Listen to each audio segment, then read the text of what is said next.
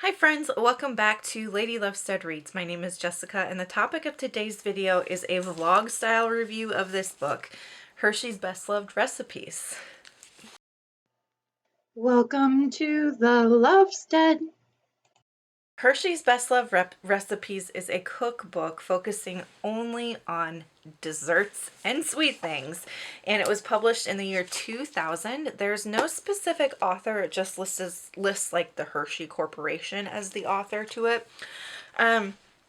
I've had this book for a long time. It's been in my family for a long time, probably since the year 2000, because I remember for my high school graduation, my mom used a lot of recipes from this book to feed people at our open house that we hosted. So I've tried several recipes from this book already, and I was gifted it from my mother when I bought my house, and I really wanted to start making food from it again because this stuff is delicious. And from what I remember back in 2000, they were such good recipes. So the first recipe that I tried in my vlog for this was, I gotta pull it up here. Give me just 1 second.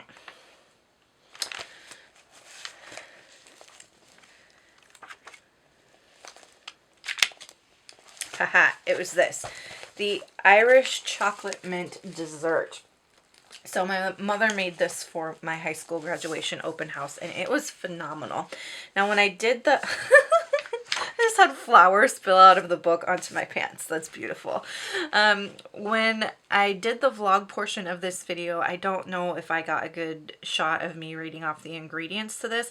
For copyright purposes, I don't think I will tell you the exact amounts of the ingredients because I don't know if I can because of copyright, but I will tell you that this recipe is primarily butter and sugar, like so much butter and sugar. So it's butter, sugar, granulated sugar, vanilla, eggs, cocoa, flour, baking powder, powdered sugar, water, mint extract, and green food coloring. So here's the vlog of me making this recipe. Okay, so my batter is done. This is what it looks like. I don't know how well you can see that. It looks like a pretty good standard brownie batter. Tons and tons of sugar in it though. So I'm going to put it into my pan and bake it. It says to bake for 30 to 35 minutes, and then it has to cool completely before we can do the next step. So I'm going to pop it on in and we'll go from there. Here's the next layer, and this didn't quite come together very easily. This took a little bit of muscle and work. I think this part would go better if you used some slightly microwaved butter, so it's just a little bit melted but not all the way melted. I used room temperature butter, and it took quite a long time to get it to mix down to this consistency, and I also added a little bit more water to it as well to get it down to this consistency.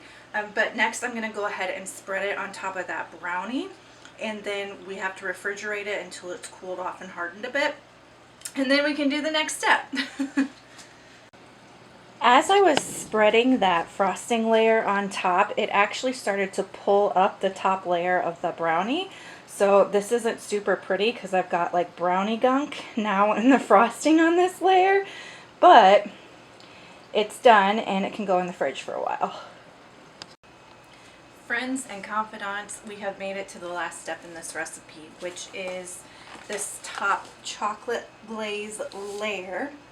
So for this, we have to melt butter and chocolate chips, more butter and chocolate chips, and spread it over the top, and then refrigerate for an hour. Then we can finally taste this. This is what the brownie turned out like. Now, we did not eat that all. I actually had my boyfriend take most of this into work with him to give to his coworkers because it is so super rich that you really only need a piece about that big, And like that is plenty, because yes, this dessert is very, very rich, but it is super good. And because it's so rich, it will serve a lot of people. So if you have some sort of event where you're needing to serve a lot of people a dessert and you want to not have to make a whole lot, this would work really well for that, because I swear to you, this could easily serve 40 people, just based on how rich it is.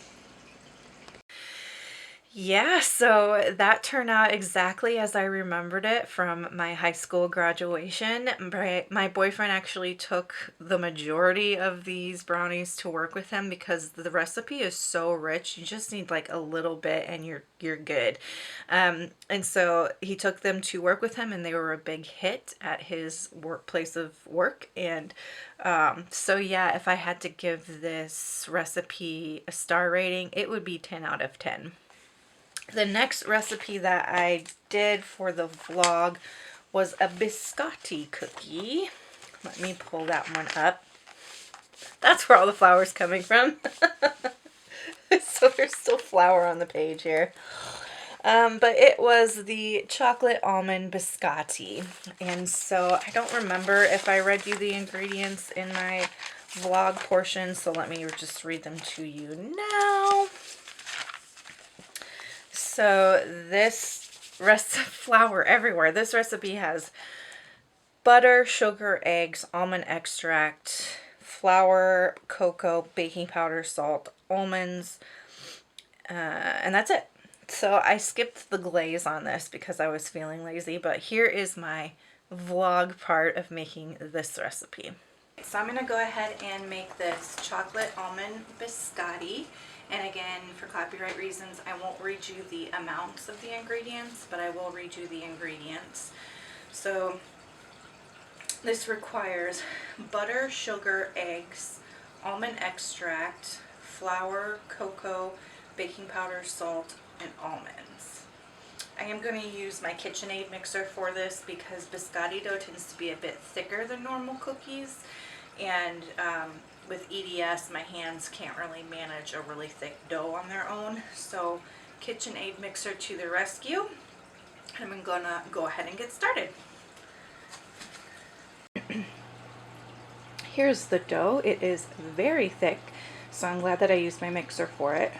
The next step is to bake it, and the baking process is 2 steps. So first you form it into 2 11-inch rolls and bake, and then you slice the cookies and bake them both for a couple minutes on each side to get that crispy texture that we like to have in a biscotti. Alright, it is the next day, and it's actually the next morning. My camera battery died, but I did get the biscottis cooked. Here's what they look like.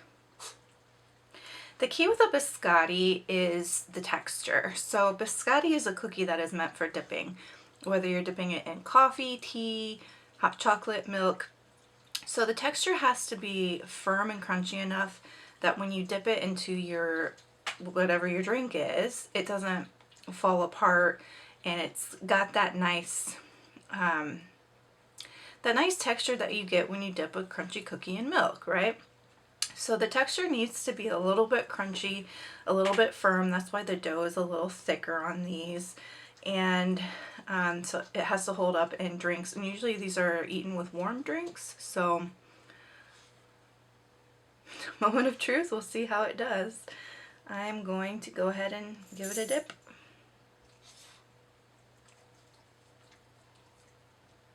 Okay, so it didn't fall apart. That's a good sign.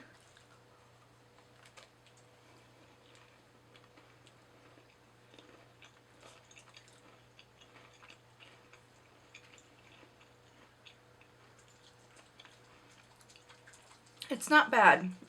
Flavor-wise, excuse me. Flavor-wise, it does have that nice almond flavor. I think the texture could stand to be a little bit more crunchy. Actually, it's still a bit doughy.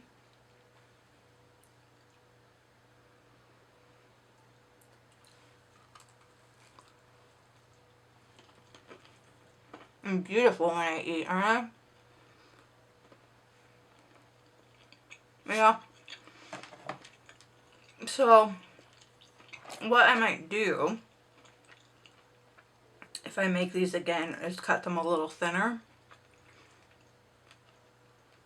and see if that makes a difference, because they're not winning me over on the texture. But the flavor is fine.